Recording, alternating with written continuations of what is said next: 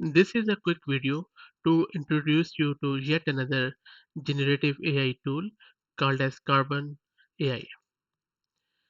Carbon AI lets you become more efficient with your email and how you communicate with your clients.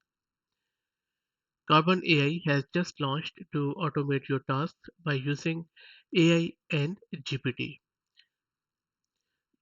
Following are some of the things which you can do with your Carbon AI software. Carbon AI can summarize long email conversations and internal discussions.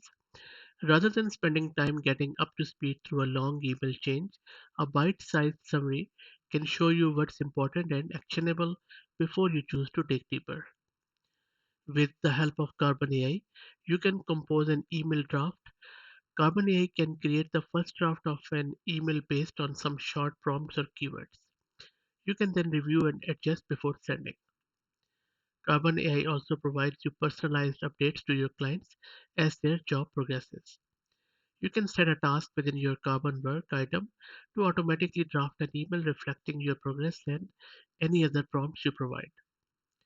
You can also prioritize your inbox with the help of Carbon AI.